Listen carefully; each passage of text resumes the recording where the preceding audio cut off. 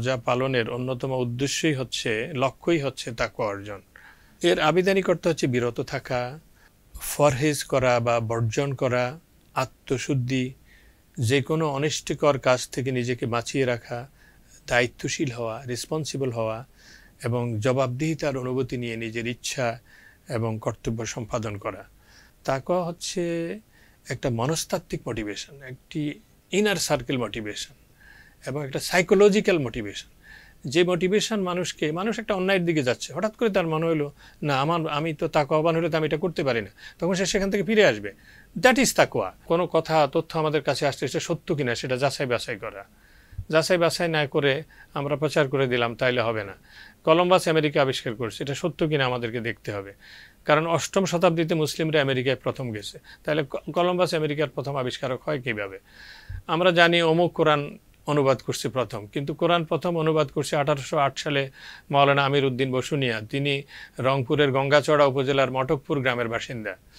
কাজে আমাদেরকে প্রত্যেকটি বিষয় যাচাই বাছাই করে দেখতে হবে। এটা হচ্ছে তাকওয়াবানের প্রথম বৈশিষ্ট্য, তাফতিশে হক, সত্যের সন্ধানী হওয়া।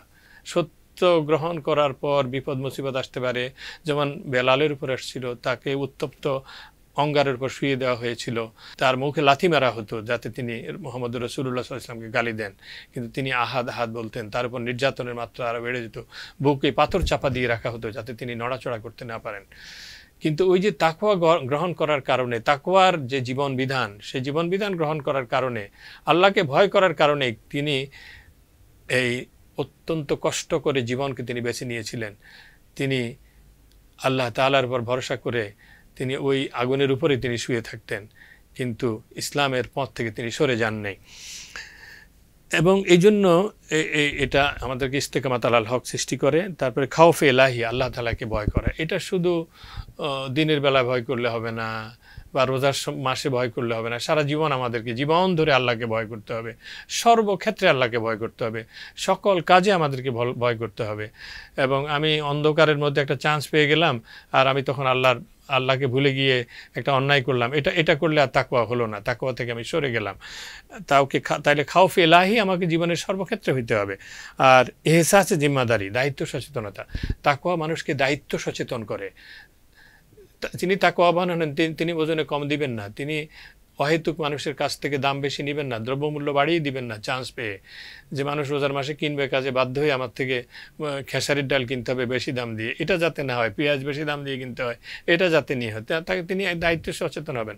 এবং অনেক মুসলিম দেশ আছে যেখানে রোজার মাসে দাম কমিয়ে দেওয়া হয়, ব্যবসায়ীরা দাম কম নেন। আর হচ্ছেন আদায়ে ফারায়েজ, এটা হচ্ছে তাকওয়ার 6th ইন্ডিকেটর। এবং কর্তব্যসমূহ সম্পাদন করা, এটা জীবনব্যাপী, যত রকম কর্তব্য আসে জীবনব্যাপী। তাহলে তাকওয়া হচ্ছে একটি মহৎ চারিত্রিক বৈশিষ্ট্য। এটি রমাদানের মাধ্যমে সৃষ্টি হয়, এবং রমাদান আল্লাহ তাআলা এই জন্যই ফরজ করেছেন, আমাদেরকে জানিয়ে দিয়েছেন লাআল্লাকুম তাত্তাকুন, তোমরা তাকওয়া হাসিল করবে, এই জন্যই তোমাদের উপর রমাদান ফরজ করা হয়েছে। সংবাদ, ফিচার ও অনুষ্ঠানের জন্য ভিজিট করুন সংবাদ প্রকাশের ওয়েবসাইট এবং যুক্ত থাকুন ফেসবুক পেজ ও ইউটিউব চ্যানেলের সঙ্গে।